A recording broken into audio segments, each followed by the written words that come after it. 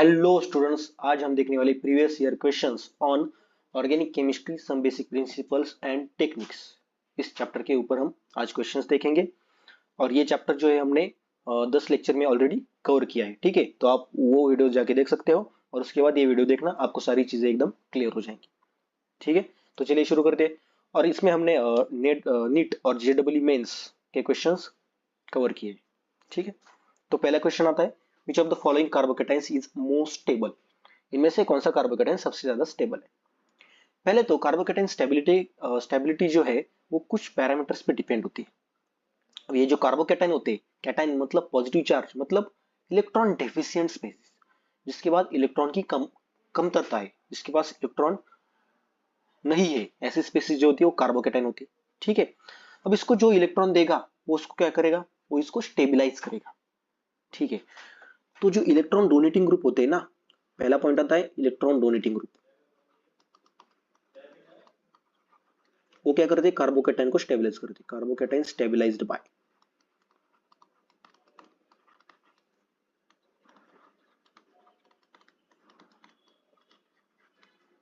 Carbocation stabilized by electron donating group. अब वो कौन सा इफेक्ट दिखाते, वो दिखाते प्लस आई इफेक्ट वाले और प्लस आर इफेक्ट। ये क्या करते हैं, ये कार्बोकेटाइन को स्टेबलाइज करते हैं। ठीक है, इलेक्ट्रॉन डोनेटिंग ग्रुप वाले। सेकेंड आता है कॉन्जुगेशन। अगर कार्बोकेटाइन कॉन्जुगेशन में हो तो भी वो स्टेबल हो जाता है। कॉन्जुगेशन, कॉन्जुगेशन मतलब ये डबल बॉन्ड और यहाँ पे है कार्बोकेटाइन। ठीक है, तो कुछ इस तरह का ये क्या होता है, ये होता है कॉन्जुगेशन, राइट। यहाँ पे पॉजिटिव चार्ज, अगेन यहाँ पे डबल बॉन्ड। तो इससे क्या होता है, जो पॉजिटिव चार्ज जो होता है ना, वो पूरे कंपाउंड में डिस्ट्रीब्यूट हो जाता है, जिसकी वजह से एक ही जगह पे चार्ज लोकलाइज नहीं रहता, वो डीलोकलाइज होता है। ठीक है ना, तो इसकी वजह से उसकी स्टेबिलिटी बढ़ जाती है। अब जितना ज्यादा कॉन्जुगेशन मतलब जितनी ज्यादा डबल बॉन्ड, राइट, जितना ज्यादा कॉन्जुगेशन उतना ज्यादा उसकी स्टेबिलिटी, ये भी है। उसके बाद एक थर्ड होता है हाइपर कॉन्जुगेशन। हाइपर कॉन्जुगेशन की वजह से भी कार्बोकेटाइन की स्टेबिलिटी बढ़ जाती है। हाइपर कॉन्जुगेशन, फॉर एग्जांपल एक कार्बन, हाइड्रोजन, हाइड्रोजन यहाँ पे पॉजिटिव चार्ज और नेबरिंग कार्बन पे जो है वो 3 हाइड्रोजन। ठीक है, तो कुछ इस तरह से ये हाइपर कॉन्जुगेशन होता है। ये डबल बॉन्ड, ये hydrogen, hydrogen and hydrogen, hydrogen और यहाँ पे H प्लस। ठीक है, तो जितने ज्यादा नेबरिंग कार्बन पे जितने ज्यादा हाइड्रोजन, उतनी ज्यादा उसकी स्टेबिलिटी। ठीक है, तो हाइपर कॉन्जुगेशन की वजह से भी उसकी स्टेबिलिटी बढ़ जाती है। अब ये जो क्वेश्चन है, ये क्वेश्चन में हमें क्या क्या चीजें काम में आने लगी। ये क्वेश्चन में पहले तो हम कॉन्जुगेशन देखेंगे, डबल बॉन्ड है ना, तो कॉन्जुगेशन देखते हैं।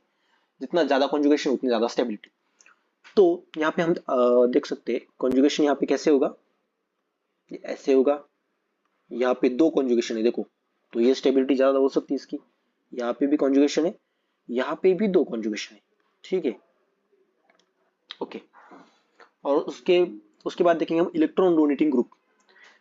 यहाँ पे अगर आपने देखा तो ये OCH3 क्या है, ये OCH3 actually electron donating group है। यहाँ पे देखो लोन पेयर, तो ये क्या करेगा, इलेक्ट्रॉन को डोनेट करेगा। अब वो कहाँ पे करेगा, जनरली अगर यहाँ पे कार्बोकेटाइन आ जाए तो वो डोनेट कर सकता है। जस्ट उसके नेबरिंग कार्बन पे अगर कार्बोकेटाइन आ जाए तो वो क्या करेगा, वो डोनेट कर सकता है कुछ इस तरह से। ठीक है, यहाँ पे ये पोजीशन पे। तो अगर फर्स्ट ऑप्शन में अगर आपने देखा तो कार्बोकेटाइन कहाँ पे आ रहा है, ये बॉन्ड यहाँ पे शिफ्ट होगा तो कार्बोकेटाइन यहाँ पे आएगा। ठीक है, तो ये तो ऑप्शन नहीं हो सकता, ये स्टेबल नहीं हो सकता। ठीक है, इनमें से ये स्टेबल नहीं हो सकता। ऑप्शन बी देखो, कॉन्जुगेशन ज्यादा है, बिल्कुल बात सही है, लेकिन ये जो पॉजिटिव चार्ज है ये यहाँ पे जाएगा, तो जो इलेक्ट्रॉन डोनेटिंग ग्रुप है वो उसको स्टेबल नहीं कर सकता, तो ये भी ऑप्शन गया। ऑप्शन सी, यहाँ पे बॉन्ड कुछ इस तरह से शिफ्ट हुआ है। ठीक है, तो पॉजिटिव चार्ज यहाँ पे आएगा, इसका मतलब ये जो लोन पेयर है ये इसको स्टेबिलाईज कर सकते हैं। ठीक है, ये स्टेबल हो सकता है इनमें से। ओके, अब डी देखो, डी में बॉन्ड कुछ इस तरह से शिफ्ट हो रहा है और पॉजिटिव चार्ज यहाँ पे आ रहा है, यहाँ पर भी ऑक्सीजन उसको स्टेबिलाईज कर सकता है। ठीक है, अब सी और डी में से कौन सा आंसर हो सकता है, आंसर होगा डी। क्यों, क्योंकि यहाँ पे इलेक्ट्रॉन डोनेटिंग ग्रुप की वजह से भी वो स्टेबल हो रहा है, और कॉन्जुगेशन ज्यादा है इसकी वजह से भी वो स्टेबल हो रहा है। तो हमारा जो करेक्ट आंसर है वो होगा answer D. Answer D is the correct option, बाकी गलत है। ठीक है, ये सबसे ज्यादा स्टेबल होगा। समझ में आया? Okay, next question, which of the following statements is not correct for nucleophile. Nucleophile के लिए कौन से स्टेटमेंट करेक्ट नहीं है? स्टेटमेंट देखो, ammonia is a nucleophile, then nucleophiles attack low electron density sites, nucleophiles are not electron seeking, and nucleophile is a Lewis acid। पहले तो ये न्यूक्लियोफाइल क्या होती है, इलेक्ट्रोफाइल क्या होती है, ये हमने पढ़ा है अच्छी तरह से, right. Nucleophiles means electron rich species, ठीक है ना, जिसके पास इलेक्ट्रॉन ज्यादा होते हैं, इसको हम न्यूक्लियोफाइल को ऐसे डिनोट करते हैं, ये न्यू माइनस, ये होती है इलेक्ट्रॉन रिच, ठीक है। और इलेक्ट्रोफाइल क्या होता है, ई प्लस से डिनोट करते हैं, और ये होता है इलेक्ट्रॉन डेफिशिएंट, ठीक है। इलेक्ट्रॉन रिच होने की वजह से ये क्या करते हैं, इलेक्ट्रॉन को डोनेट करता है, ये होता है इलेक्ट्रॉन डोनर। और इलेक्ट्रॉन डेफिशिएंट होने की वजह से ये इलेक्ट्रॉन को क्या करता है, एक्सेप्ट करता है, इसको बोलते हैं इलेक्ट्रॉन एक्सेप्टर, ठीक है। इससे ये जो क्वेश्चन हम इससे सॉल्व कर पाएंगे। देखो, ammonia is a nucleophile, ammonia का स्ट्रक्चर पता है कैसे होता है, ये है अमोनिया, ये न्यूक्लियोफाइल है क्या? हाँ बिल्कुल है, क्योंकि उसके पास क्या है, लोन पेयर है, एक्स्ट्रा इलेक्ट्रॉन, तो ये डोनेट कर सकता है इसको, कुछ इस तरह से ये डोनेट कर सकता है। फॉर एग्जांपल ये ले लेंगे हम, ये डोनेट बिल्कुल कर सकता है, तो ये न्यूक्लियोफाइल है, ये स्टेटमेंट करेक्ट है। Nucleophiles attack low electron density sites, हाँ बिल्कुल। अब इसके पास ज्यादा इलेक्ट्रॉन है, तो ये लो इलेक्ट्रॉन डेंसिटी, जिसके पास इलेक्ट्रॉन कम है वही पे अटैक करता है। फॉर एग्जाम्पल ये कार्बोनिल का हमने लिया, ठीक है ना, carbonyl is low electron density site, तो यहाँ पे अटैक करता है, ये भी करेक्ट है।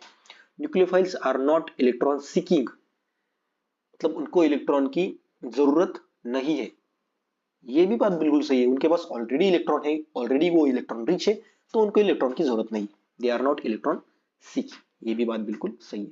Nucleophile is a Lewis acid, Lewis acid, पहले तो ये समझ लो लेविस एसिड क्या है, लेविस बेस के, Lewis acid means electron acceptor, electron pair acceptor, that is a Lewis acid, that is electrophile. For example आता है इसमें AlCl3 और BF3, ये क्या है, ये लेविस एसिड है, ये इलेक्ट्रॉन को एक्सेप्ट करते हैं।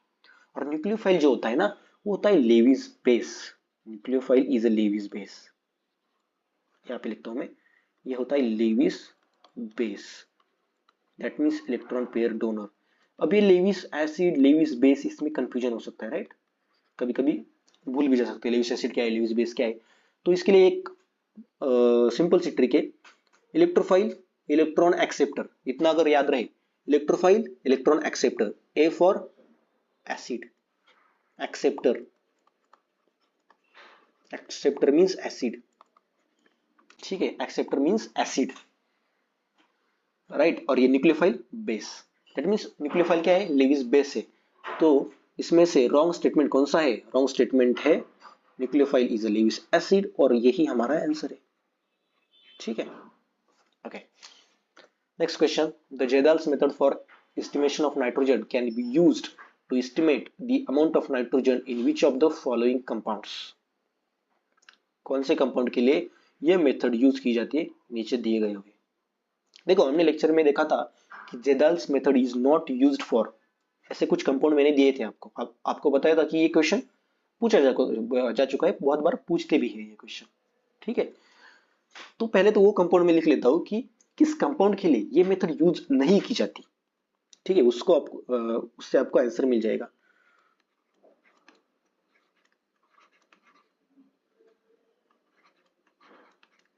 जेदाल्स मेथड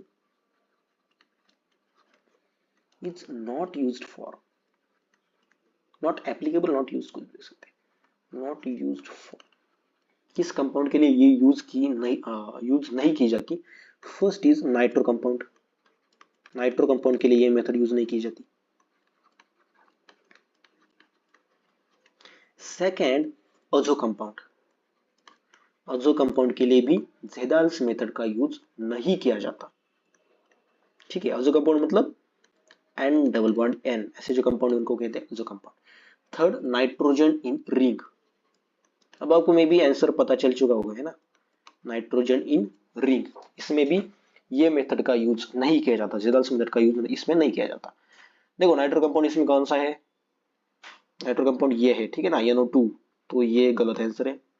उसके बाद अजो compound N double bond N किसमें है, आंसर डी देखो, N double bond N double bond N, तो इसमें भी ये मेथड यूज नहीं की जाती। नाइट्रोजन इन रिंग कहाँ पे है, यहाँ पे देखो C, यहाँ पे नाइट्रोजन किस में है, रिंग में है, तो इसमें भी ये मेथड यूज नहीं की जाती।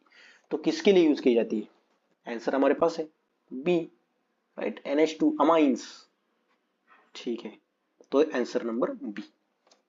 And next, the number of sigma and pi bond in pent two ईएन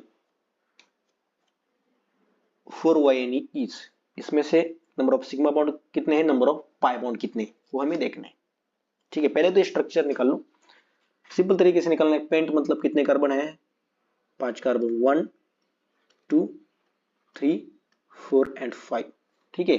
उसको नंबरिंग दे देते हैं, नंबरिंग दो उसको, नंबरिंग करते हैं इसको, first, second, third, fourth and fifth, ठीक है, नंबरिंग हो गई। ओके, तो सेकंड नंबर पे जो है, सेकंड नंबर पे EN मतलब अल्किन है, डबल बॉन्ड दे दो। फोर्थ नंबर पे YNE मतलब ट्रिपल बॉन्ड है, फोर्थ के आगे YNE ट्रिपल बॉन्ड दे दो, और बाकी का हाइड्रोजन वैसे के वैसे लिख दो, बाकी के हाइड्रोजन वैसे के वैसे यहाँ पे लिख दो। इसके इस पे कितने आएंगे, 3 हाइड्रोजन, राइट, ये सिंगल बॉन्ड, यहाँ पे एक हाइड्रोजन, यहाँ पे एक हाइड्रोजन, यहाँ पे सिंगल बॉन्ड, यहाँ पे 0 आएंगे क्योंकि 4 वैलेंसी ऑलरेडी ऑक्यूपाइड है, और यहाँ पे एक हाइड्रोजन, ठीक है, ये भी हो सकता है, ये भी हो गया। अब इसमें कैलकुलेट करो सिग्मा बॉन्ड कितने हैं, पाई बॉन्ड कितने हैं। सिंगल बॉन्ड जो है वो सभी सिग्मा होते हैं, पाई बॉन्ड मतलब डबल बॉन्ड, डबल बॉन्ड, ठीक है, डबल या ट्रिपल बॉन्ड। ये देखो, ये सिग्मा है 1, ये सिग्मा है, ये सिग्मा है, ये सिग्मा, सिग्मा, और ये डबल बॉन्ड में से एक होता है सिग्मा और एक होता है पाई, ठीक है। पहले जो था वो क्या था, सिग्मा, ये एक सिग्मा है, ये बॉन्ड सिग्मा, और दूसरा पाई बॉन्ड, ये सिग्मा सिग्मा, यहाँ पे भी एक सिग्मा है और 2 पाई है, ठीक है, ट्रिपल बॉन्ड में एक सिग्मा 2 पाई होते हैं, और ये सिग्मा। तो टोटल सिग्मा बॉन्ड कितने हुए, देखो 1 2 3 4 5 6 7 8 9 एंड 10, सिग्मा बॉन्ड है हमारे पास 10। इसमें से आपको आंसर पता चल चुका होगा, ठीक है, आंसर है इसका बी, ठीक है। एग्जाम में ऐसे ही करना है, एग्जाम में बस आपको एक आंसर मिल जाए और उससे अगर क्वेश्चन सॉल्व हो ना तो टिक करके आगे बढ़ जाना है, ऐसा नहीं कि मैं पूरा क्वेश्चन सॉल्व करके फिर आगे बढ़ूंगा। ये मेथड जनरली स्टडी करते हुए अच्छी होती है, लेकिन जब आप MCQ सॉल्व करते हो और टाइम लगा के सॉल्व करते हो ना, तो उसमें ऐसा करना होता है कि आपको जितनी जल्दी हो सके आंसर मिलना चाहिए, बस वो कैसे मिला, क्यों मिला, कब मिला, उससे कोई फर्क नहीं पड़ता है। लेकिन आप स्टडी कर रहे हो तो ये मेथड है कि पूरा एक बार पूरा देख लो, पूरे बॉन्ड कैलकुलेट कर लो, पूरा पूरा स्टडी कर लो। लेकिन जब भी आप मॉक टेस्ट दे रहे हो या फिर खुद की प्रैक्टिस कर रहे हो टाइम लगा के, तो आपको जस्ट ये होना चाहिए कि मुझे जल्दी से जल्दी आंसर को खत्म करना है और एक्यूरेट आंसर को खत्म करना है, ऐसा नहीं कि गलत आंसर करके आप जब जस्ट टाइम बचाने के लिए आगे बढ़ जाओ, ठीक है, एक्यूरेट आंसर देना है और जल्दी देना है। अब यहाँ पे देखो पाई बॉन्ड कितने, ये देख सकते हो, यहाँ पे पाई बॉन्ड एक, यहाँ पे 2 है, ठीक है, 1 और 2, यहाँ पे पाई बॉन्ड आ गए 3 बॉन्ड्स, तो आंसर नंबर बी होगा हमारा, ठीक है। Next, which of the following compounds is added to the sodium extract before addition of silver nitrate for the testing of halogens? Okay, कौन सा कंपाउंड ऐड किया जाता है सोडियम एक्सट्रैक्ट में हेलोजन की टेस्टिंग करने से पहले, तो इसका आंसर है नाइट्रिक एसिड। अब ऐसा क्यों होता है वो मैं आपको बताता हूँ, ठीक है। नाइट्रिक एसिड ये क्या होता है कि अगर Cn माइनस और H2 माइनस अगर प्रेजेंट हो, Cn माइनस और H2 माइनस अगर हमारे सोडियम एक्सट्रैक्ट में प्रेजेंट अगर हो, तो हम नाइट्रिक एसिड को ऐड करते हैं। क्योंकि देखो हम हैलोजन की अगर टेस्ट करें, हैलोजन की टेस्ट हम किससे करते हैं, AgNO3 से, AgNO3, राइट, सिल्वर नाइट्रेट से हम इसकी टेस्ट करते हैं। तो ये क्या करते हैं, Cn माइनस और H2 माइनस क्या करते हैं, ये सिल्वर नाइट्रेट के साथ रिएक्शन करके ये खुद प्रेसिपिटेट हो जाते हैं और हमें लगता है कि हमें हैलोजन मिल गया, लेकिन ऐसा नहीं होता। ये AgCN और Ag2S ऐसी पीपीटी बनाते हैं और खुद प्रेसिपिटेट हो जाते हैं। तो ये हैलोजन टेस्ट में इंटरफेयर ना करे, इसलिए हम इनको पहले ही निकाल देते हैं।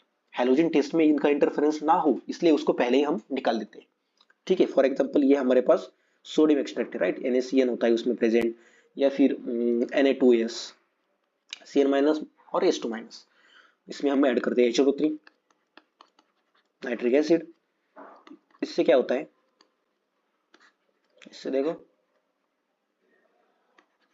ये NaNO3, ये भी NaNO3, ठीक है, प्लस ये निकल जाता है in the form of HCN, और ये निकल जाता है in the form of H2S। ठीक है,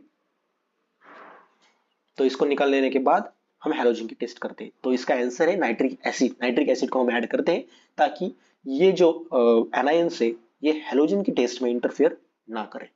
ठीक है, next, paper chromatography is an example of, ये किसका एग्जांपल है? एडसॉर्प्शन क्रोमेटोग्राफी का है, पार्टीशन क्रोमेटोग्राफी का है, थिन लेयर क्रोमेटोग्राफी का है, या तो कॉलम क्रोमेटोग्राफी का है? ये किसका एग्जांपल है? देखो, क्रोमेटोग्राफी में जनरली मेजर जो टाइप्स पढ़ते हैं ना, वो दो टाइप्स होते हैं, एक तो एडसॉर्प्शन क्रोमेटोग्राफी और एक होता है पार्टीशन क्रोमेटोग्राफी, और बाकी इसके एग्जांपल्स होते हैं। अभी एडसॉर्प्शन क्या होता है, पार्टीशन क्या होता है?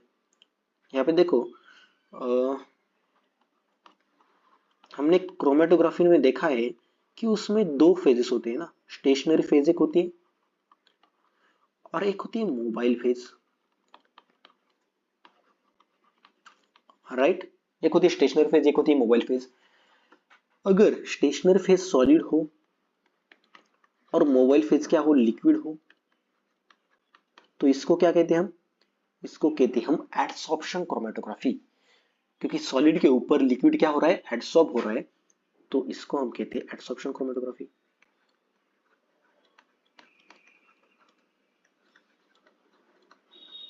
ठीक है, अब स्टेशनरी फेज अगर लिक्विड हो और मोबाइल फेज भी लिक्विड हो, दोनों लिक्विड है, तो इनको कहते हैं हम पार्टीशन क्रोमेटोग्राफी, क्योंकि दो लिक्विड्स के बीच का पार्टीशन, राइट। तो इसको हम कहते हैं पार्टीशन क्रोमेटोग्राफी।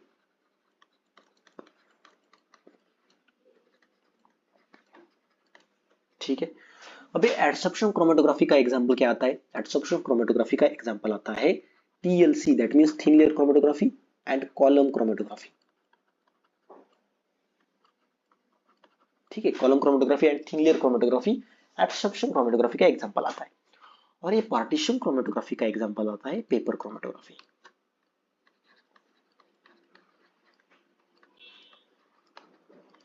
पार्टीशन क्रोमेटोग्राफी का एग्जांपल आता है पेपर क्रोमेटोग्राफी, तो हमारा आंसर है पार्टीशन क्रोमेटोग्राफी। आप ये पेपर समझ के ये इसको सॉलिड फेज मत समझना, क्योंकि ये पेपर जो होता है जनरली सेल्यूलोज का होता है, और इसमें लिक्विड फेज को ट्रैप किया जाता है। लिक्विड फेज को कुछ इस तरह का ये कंटेनर होता है, इसके ऊपर ये पेपर, और ये पेपर के बीच में जो होता है ना, वो लिक्विड ट्रैप्ड होता है, trapped.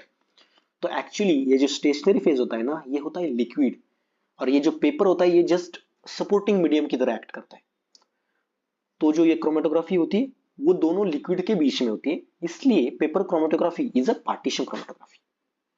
Okay, paper chromatography is a partition chromatography. Then the correct IUPAC name of the following compound is, इसका IUPAC नेम हमको बताना है।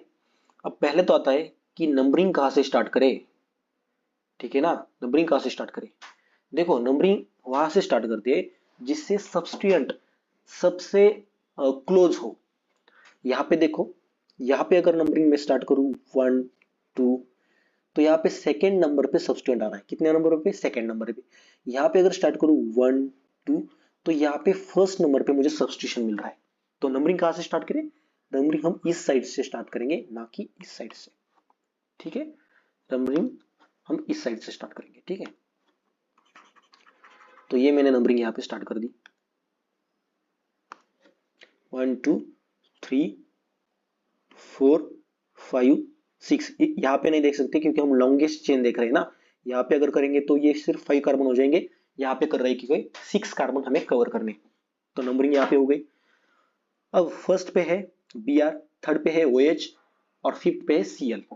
तो ऐसा कौन सा नीचे आपको आईयूपीएसी नेम दिख रहा है जिसमें फर्स्ट में बी आर हो? कौन सा है? यहाँ पे देखो, ये फर्स्ट में बी आर है, ये हो सकता है। 6 में बी आर है, ये नहीं हो सकता। फर्स्ट में बी आर है, ये हो सकता है। 6 में ब्रोमो है, ये नहीं हो सकता। ठीक है, इतना तो यहाँ पे हमें समझ में आ गया। अब ए और सी में से कौन सा स्ट्रक्चर है? ए और सी में से कौन सा स्ट्रक्चर है? बाकी तो ठीक है, बाकी एक बार देख लो आप। 5 क्लोरो है, हाँ 5 क्लोरो पे क्लोरो है। यहाँ पे भी 5 क्लोरो है, हाँ 5 पे क्लोरो है।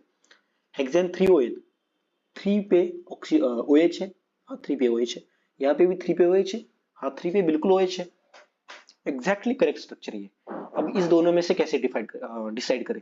तो हम आईयूपीएसी नेम जनरली लिखते हैं ना, तो उसमें हम देखते हैं अल्फाबेटिकली, अल्फाबेटिकली कौन सा सब्स्टिट्यूएंट पहले आता है, अल्फाबेटिकली। ठीक है,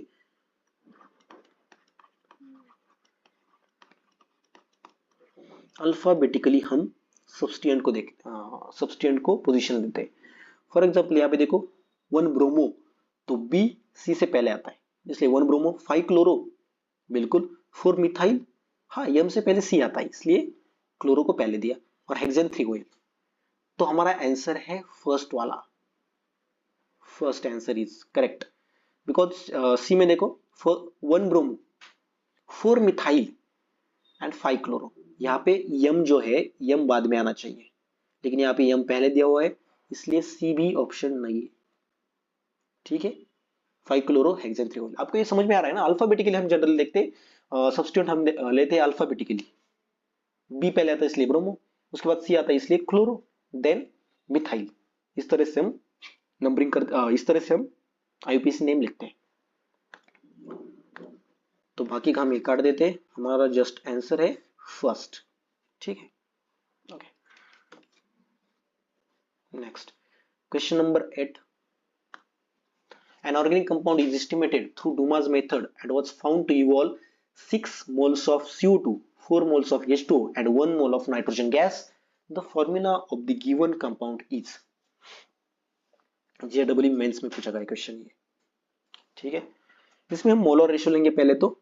नीचे आप अगर ऑप्शन में देखोगे कार्बन, हाइड्रोजन और नाइट्रोजन, कार्बन, हाइड्रोजन, नाइट्रोजन, इसका मोलर रेशियो दिया हुआ है, इसलिए हम क्या लेंगे यहाँ पे पहले कार्बन, हाइड्रोजन और नाइट्रोजन का मोलर रेशियो लेंगे, इसको कहते हैं molar ratio. Okay, 6 moles of CO2, इसमें कार्बन कितने हैं? 6 है ना, 6 मोल्स ऑफ CO2, कार्बन कितने? 6, तो यहाँ पे 6 लेता हूं मैं। हाइड्रोजन देखते हैं अभी, 4 moles of H2O, 4 moles of H2O means इसमें हाइड्रोजन कितने? 8, 4 इंटू 2 इज इक्वल टू कितने? 8 हाइड्रोजन है, राइट। और 1 मोल ऑफ नाइट्रोजन गैस। अब नाइट्रोजन गैस, इसका मॉलिक्यूलर फॉर्मूला होता है N2, गैस N2 की फॉर्म में होती है, तो 1 mole means 2 nitrogen, right, N2 2 nitrogen, तो यही उसका फॉर्मूला होता है। तो फॉर्मूला क्या आया कंपाउंड का? C6H8N2, इतना सिंपल था, तो इसका आंसर है D. Next, Which of the following carbocations is expected to be most stable? हमने ये फर्स्ट क्वेश्चन में देखा है, इसके कौन कौन से पैरामीटर्स होते हैं स्टेबिलिटी के। पहला तो होता है इलेक्ट्रॉन डोनेटिंग ग्रुप होना चाहिए स्टेबल करने के लिए, दूसरा होता है कॉन्जुगेशन, राइट, तीसरा होता है हाइपर कॉन्जुगेशन। ठीक है, अब यहाँ पे कौन सी टेक्निक हम यहाँ पे यूज करेंगे? यहाँ पे इलेक्ट्रॉन डोनेटिंग ग्रुप है क्या? NO2, NO2 का स्ट्रक्चर कुछ इस तरह से होता है, देखो, N डबल बॉन्ड O, यहाँ पे होता है O- और N प्लस। तो ये जो होता है ना, ये इलेक्ट्रॉन विथ ड्रॉइंग ग्रुप होता है, ये डोनेटिंग नहीं होता। तो जो भी कार्बोकैटायन इसके जस्ट नेक्स्ट आएगा, मतलब यहाँ पे आएगा, वो तो अनस्टेबल होगा, वो स्टेबल नहीं हो सकता, क्योंकि पॉजिटिव पॉजिटिव चार्ज एक साथ अगर आ जाए तो क्या होता है? अनस्टेबल होता है कंपाउंड। ठीक है, तो ऐसा जहां जहां पर आपको दिख रहा है वो सब अनस्टेबल है, पहले तो उनको काट दो। ये बी, ये देखो पॉजिटिव चार्ज यहाँ पे, ये क्या हुआ? अनस्टेबल। इसके बाद ये डी देखो, यहाँ पे पॉजिटिव चार्ज, ये क्या हुआ? अनस्टेबल। अब बचा कौन सा? बचा ए और सी। इसमें से कौन सा स्टेबल होता है? इसमें से अगर देखना है आपको, तो इसको आपको ये करना पड़ेगा, कॉन्जुगेशन करके देखना पड़ेगा। ए का कॉन्जुगेट करके देखो, ऐसे होता है, ठीक है। सी का ऐसे। अब ए में से पॉजिटिव चार्ज कहाँ पे आएगा, यहाँ पे डबल बॉन्ड बन जाएगा और पॉजिटिव चार्ज इसमें यहाँ पे आएगा। ठीक है, ये भी क्या हुआ, ये भी तो अनस्टेबल होता है। उसके बाद सी में देखो, ये अगर ऐसे किया तो पॉजिटिव चार्ज यहाँ पे आता है और ये स्टेबल हो सकता है। इसका मतलब option number C is the correct answer. इसको और एक तरीके से देख सकते हैं। ये जो Y है, Y मतलब ये होता है इलेक्ट्रोफाइल E प्लस। ठीक है, नाइट्रो कंपाउंड में इलेक्ट्रोफिलिक सब्स्टिट्यूशन हो रही है यहाँ पे, electrophile.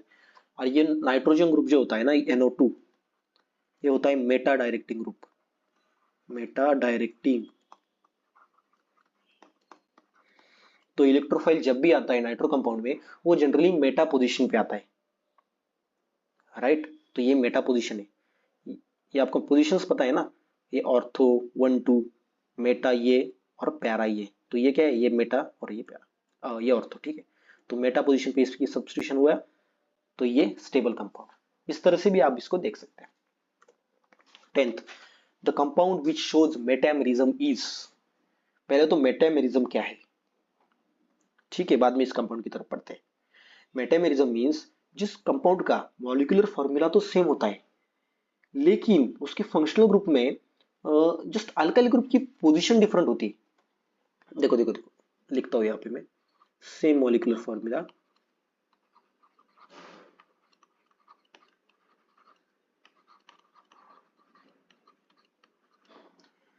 but different alkyl groups, but different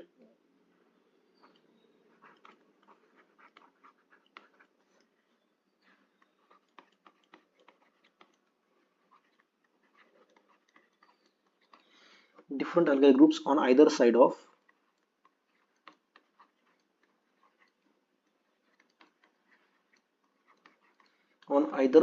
functional groups।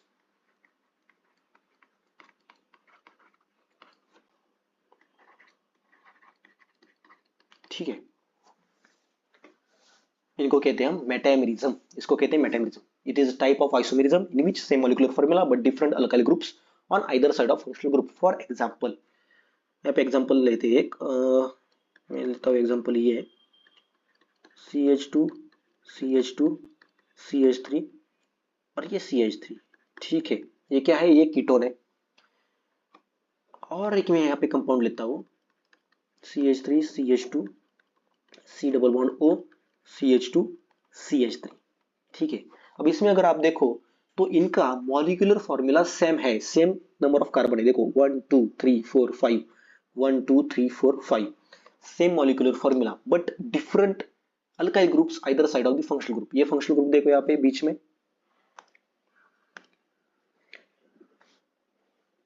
ये फंक्शनल ग्रुप देखो कार्बोनिल, इसके इस साइड में एक कार्बन है, यहाँ पे 3 है, यहाँ पे देखो कार्बोनिल, इसके साइड में 2 अल्काइल ग्रुप है और यहाँ पे अल्काइल सॉरी 2 कार्बन है और यहाँ पे 2 कार्बन है।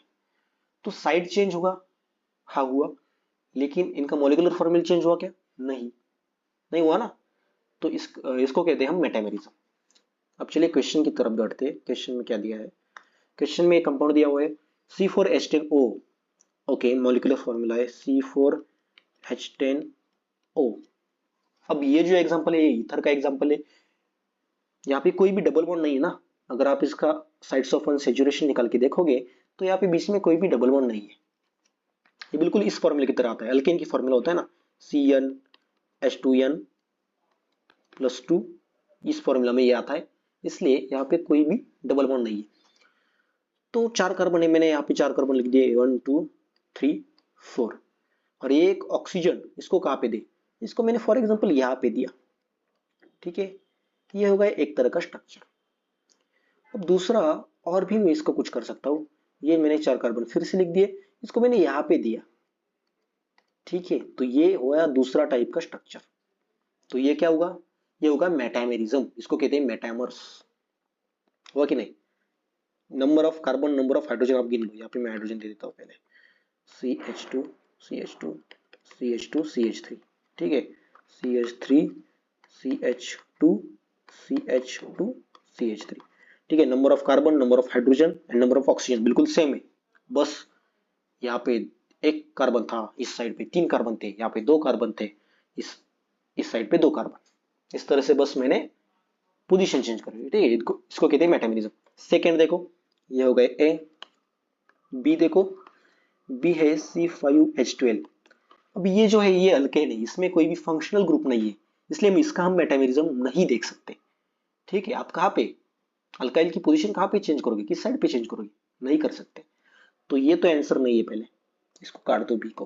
उसके बाद सी देखो, C3H8O, C3H8O, इसका करके देखते हैं कुछ। अब ये भी सैचुरेटेड कंपाउंड है, ठीक है। इसका फॉर्मूला इसमें कंपेयर करके देखो आप, CnH2n में डाल के देखो तो ये सैचुरेटेड, इसमें कोई भी डबल बॉन्ड नहीं। तो मैंने यहाँ पे 3 कार्बन दे दिए इस तरह से। अब यहाँ पे बीच में दिया मैंने ऑक्सीजन इस साइड पे। ये तो हो गया फर्स्ट कंपाउंड, राइट। अब फिर से मैं लिखता हूँ 3 कार्बन, अब यहाँ पे ऑक्सीजन देता हूँ, ठीक है। दे दिया, ये भी कर दिया मैंने, ओके। अब ये आइसोमर हुआ क्या, ये आइसोमर नहीं हुआ, क्यों? क्योंकि ये जो 2 कंपाउंड है ये सेम है। यहाँ पे देखो 2 कार्बन इस साइड, 1 कार्बन इस साइड, 2 कार्बन इस साइड, एक कार्बन इस साइड, तो ये दोनों सेम कंपाउंड है, इसलिए ये भी आइसोमेरिज्म नहीं है, ये भी मेटामेरिज्म नहीं है, ये भी मेटामेरिज्म को शो नहीं करते। काट देते इसको भी। अब लास्ट वाला C3H6O D, C3H6O, इसमें एक साइड्स ऑफ अनसैचुरेशन है, मतलब एक डबल बॉन्ड इसमें है प्रेजेंट, ठीक है। तो उसको फॉर एग्जांपल मैं कार्बोनिल कर देता हूँ, डबल बॉन्ड है इसका मतलब कार्बोनिल होगा, और बचे 2 कार्बन को यहाँ पे देता हूँ CH3, ठीक है। और कुछ कर सकते हैं इसका, करके देखते हैं कुछ होगा। लास्ट वाले कार्बन पे मैं कार्बोनिल दे देता हूँ, ये कार्बोनिल, बाकी का CH2, CH3 और यहाँ पे एक हाइड्रोजन। ये मेटामेरिज्म हुआ क्या? नहीं, ये भी नहीं हुआ। क्यों नहीं हुआ? यहाँ पे देखो ना, ये क्या है, कीटोन है, ये क्या है, अल्डिहाइड है, ठीक है ना। तो हमें फंक्शनल ग्रुप को चेंज नहीं करना है, फंक्शनल ग्रुप को चेंज किए बिना हमें जस्ट कार्बन की पोजीशन चेंज करनी है, ठीक है। ये अल्डिहाइड, ये दूसरा फंक्शनल ग्रुप है, इसलिए ये भी मेटामेरिज्म नहीं होता है। मेटामेरिज्म बस फर्स्ट वाला स्ट्रक्चर ही दिखा रहा है। तो इसको भी काट देते हैं, और हमारा जो फर्स्ट ऑप्शन है वो है करेक्ट ऑप्शन।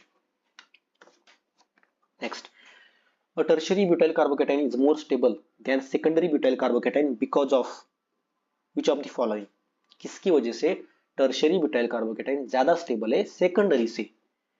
पहले तो इसका स्ट्रक्चर निकालना आना चाहिए, ठीक है ना। स्ट्रक्चर देखो, टर्शरी ब्यूटाइल कार्बोकेटाइन मींस ये कार्बन है, और ब्यूटाइल मींस 4 कार्बन होंगे ना, ठीक है, ये हो गया। टर्शरी मींस जिसको 3 अदर कार्बन अटैच है, उसको हमने अटैच कर दिया, और ये कार्बोकेटाइन बीच में, बाकी का लिखते हैं CH3, CH3, CH3, ठीक है। टर्शरी कार्बोकेटाइन ये हो गया। Then secondary butyl carbocation, okay. Secondary means जिसको केवल 2 कार्बन अटैच हो, ये हो गया एक कार्बन, और ये दूसरा कार्बन, ठीक है, और एक हाइड्रोजन है इसका मतलब, राइट। ये हो गया सेकेंडरी कार्बोकेटाइन, जिसको 2 कार्बन अटैच है, 1, ये 2, इसको 3 अटैच है, 1, 2, 3, ओके। तो उनका कहना यह है कि ये जो टर्शरी है ये ज्यादा स्टेबल क्यों है सेकेंडरी से? Because of minus I effect of CH3 group? नहीं, CH3 तो प्लस आई इफेक्ट दिखाता है, तो ये काट देते। Plus R effect of CH3 group, plus R means conjugation, resonance, right. यहाँ पे तो CH3 रेजोनेंस नहीं कर सकता भाई, कैसे करेगा वो? ये भी नहीं, रेजोनेंस में लोन पेयर होना चाहिए, कुछ कॉन्जुगेशन होना चाहिए, ठीक है ना। माइनस आर इफेक्ट नहीं, माइनस आर भी नहीं, रेजोनेंस वो करता ही नहीं। तो बचा एक ऑप्शन, ऑप्शन नंबर डी, जो कि सही है, हाइपर कॉन्जुगेशन। मैंने आपको फर्स्ट क्वेश्चन में थोड़ा सा आपको बताया था उसके बारे में, राइट। यहाँ पे देखते हैं, अगर यहाँ पे आपने देखा ये जो टर्शरी कार्बोकेटाइन है इसमें 9 हाइपर कॉन्जुगेटिव स्ट्रक्चर्स बन सकते हैं, 9 hyper conjugative structures.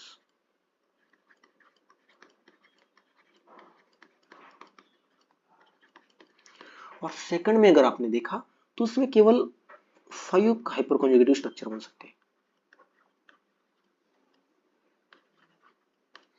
Hyper conjugative structures, right, बन सकते हैं। ये कैसे, देखो टर्शियरी का पहले लिखता हूं मैं। टर्शियरी का ये कार्बन लेते हैं हम,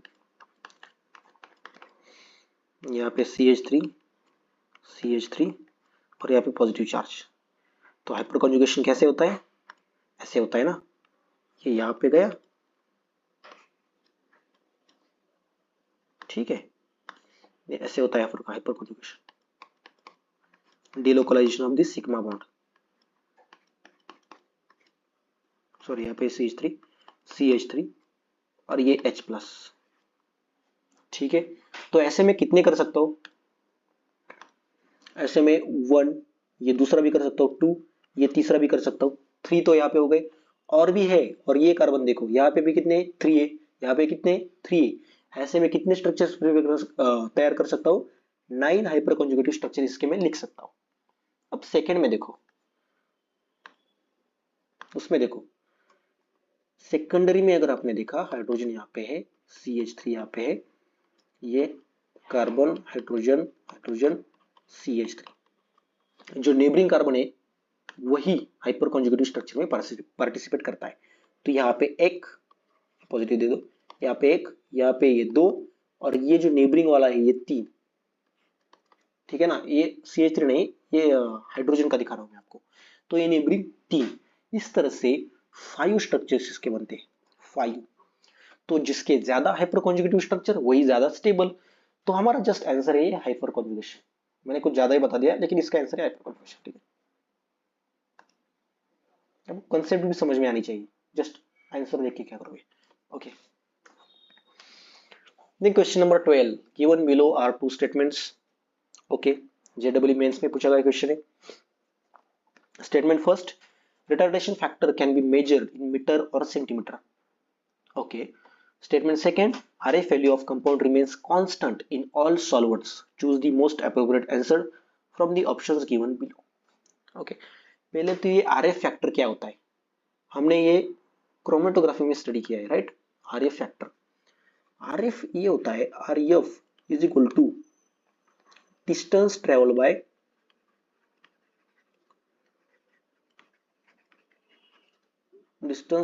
solute divided by distance travel by solvent, इसको हम बोलते हैं RF वैल्यू,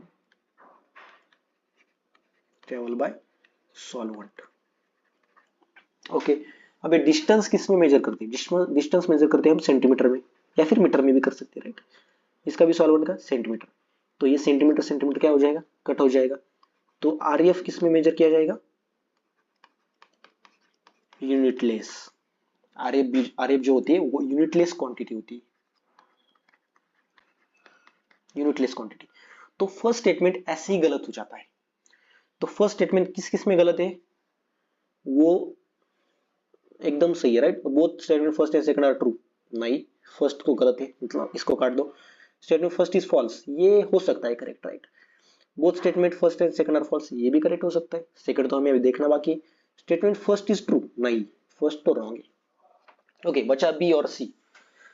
अब देखते हैं statement second, RF value of compound remains constant in all solvents, नहीं, जैसे जैसे आप सॉल्वेंट चेंज करोगे RF वैल्यू कंपाउंड की चेंज हो जाती है, ठीक है ना। ये डिस्टेंस ट्रेवल करना है, ये जनरली डिपेंड होता है पोलैरिटी पे, आप इथाइल एसिटेट यूज कर रहे हो कि मिथेनॉल यूज कर रहे हो, इसके ऊपर RF वैल्यू आपकी चेंज हो जाती है, ठीक है। जो ज्यादा पोलर है, सॉल्वेंट ज्यादा पोलर हमने यूज किया तो RF वैल्यू कुछ ज्यादा ही हो जाएगी, हमने कम पोलर यूज किया तो RF वैल्यू कम आएगी, इसके ऊपर डिपेंड होता है, ठीक है ना।